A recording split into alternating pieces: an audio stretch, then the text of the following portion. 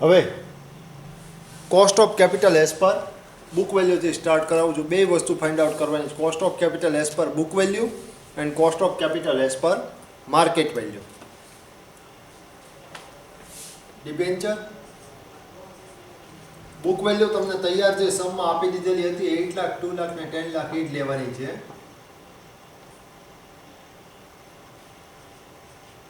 Preference share 2 lakh અને equity share 10 lakh. Cost of capital rate તમે find out કરેલો હતો એ ત્રણમાં કોમન રહેશે. ડિબેન્ચરમાં આવે છે 4.18%, પ્રેફરન્સ શેર્સમાં આવે છે 10.59% અને ઇક્વિટી શેરમાં આવે છે 15%. હવે પર્સન્ટેજ કાઢીને કોસ્ટ ઓફ કેપિટલની અમાઉન્ટમાં તમારે મૂકવાની છે. પર્સન્ટેજ ત્રણના કાઢીને 8 લાખના 4.18%, 33,440, 2 લાખના 10.59%, 21,180 અને 10 લાખના 15%, 1,50,000. આ તમારું ત્રણની કોસ્ટ ઓફ કેપિટલ એમાઉન્ટ મળી ગઈ. હવે વેઇટેડ એવરેજ કોસ્ટ ઓફ કેપિટલની ફોર્મ્યુલા શું છે? Total cost of capital amount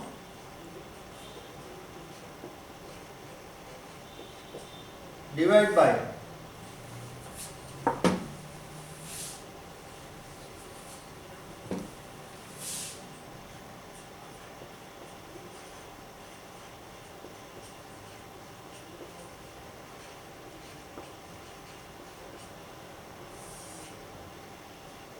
total capital amount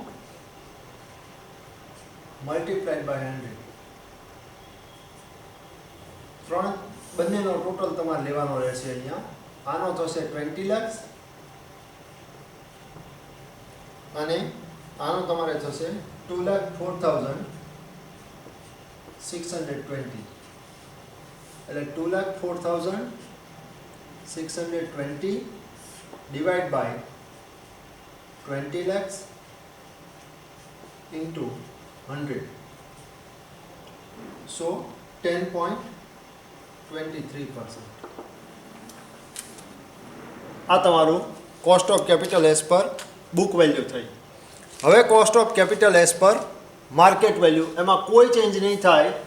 આ બે કોલમ ચેન્જ થશે. આ પર્સન્ટેજ જે છે એ એઝ ઇટ ઇઝ રહેશે, કારણ કે કોસ્ટ ઓફ કેપિટલનો રેટ ચેન્જ થતો નથી.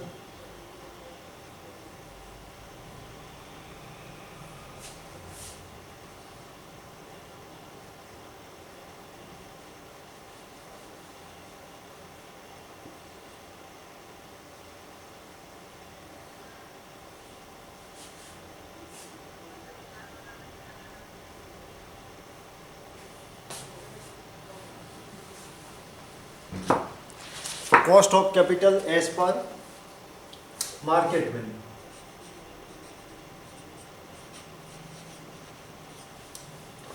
અહીંયા આગળ માર્કેટ વેલ્યુ થઈ જશે. માર્કેટ વેલ્યુ તમે જે ફાઇન્ડ આઉટ કરેલી હતી નંબર ઓફ સિક્યોરિટી ઉપરથી એ મૂકવાની છે. 8,80,000, 2,40,000 અને 22 lakhs.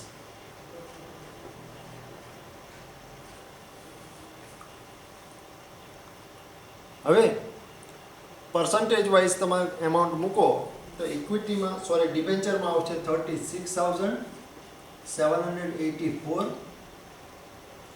પ્રેફરન્સ શેર્સમાં આવશે 25,416 અને ઇક્વિટીમાં આવશે તમારી 3,30,000.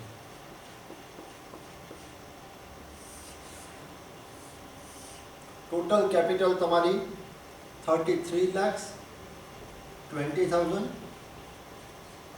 અને અહીંયા આગળ થશે 3,90,000, 92,200. એટલે 3,92,200 ડિવાઈડ બાય 3,20,000 મલ્ટીપ્લાઈડ બાય 100 એટલે 11.81%. આ તમારું cost of capital as per market value છે. જે તમે પહેલાં ફાઇન્ડ આઉટ કરો એ પહેલાં આઈધર તો જે તમને વેલ્યુ ઉપરથી નંબર ઓફ સિક્યોરિટીઝ અને નંબર ઓફ સિક્યોરિટીઝ ઉપરથી માર્કેટ વેલ્યુ લેતા શીખવાડ્યું એ પહેલાં ફાઇન્ડ આઉટ કરો, કે કોસ્ટ ઓફ કેપિટલનો રેટ પહેલાં ફાઇન્ડ આઉટ કરો. એની અંદર કોઈ ઇસ્યુ નથી. પહેલાં તમારે જે ફાઇન્ડ આઉટ કરવું હોય એ કરી શકો. માર્કેટ વેલ્યુ અને બુક વેલ્યુ એઝ પર છે weighted average cost of capital એ લાસ્ટમાં તમારે ફાઇન્ડ આઉટ થશે. એની અંદર કોઈ ચેન્જ નહીં કરી શકો. 3 સિક્યોરિટીઝની જે આપણે number of securities find out first સ્ટેપની અંદર કરી એ, સેકન્ડ સ્ટેપની અંદર નંબર ઓફ સિક્યોરિટીઝ ઉપરથી માર્કેટ વેલ્યુ સાથે મલ્ટીપ્લાય કરીને total capital as per market value કરી એ, થર્ડ સ્ટેપની અંદર આપણે કોસ્ટ ઓફ કેપિટલનો રેટ 3 સિક્યોરિટીનો ફાઇન્ડ આઉટ કર્યો એ 3 સ્ટેપ ઇન્ટરચેન્જ કરી શકશો, એમાં કોઈ પ્રોબ્લેમ નથી. લાસ્ટ ફોર્થ સ્ટેપમાં cost of capital as per market value અને weighted average cost of capital as per book value find out કર્યું એ લાસ્ટ કોલમની અંદર તમારે તૈયાર કરવાનું રહેશે. અને એમાં પણ બુક વેલ્યુ અને માર્કેટ વેલ્યુ જો ઇન્ટરચેન્જ તમે કરો તો કોઈ પ્રોબ્લેમ એની અંદર નથી. ઓક્ટોબર 2019ની અંદર 14 માર્ક્સનો આ સમ છે. કેલ્ક્યુલેશન સાવ ઇઝી છે. તમને માત્ર cost of capital find out કરતાં આવડવું જોઈએ અને નંબર ઓફ સિક્યોરિટીઝ ઉપરથી total market value find out કરતાં ફાવવી જોઈએ. તો 14 માર્ક્સ છે તમારા રિકવર આની અંદરથી થઈ જાય.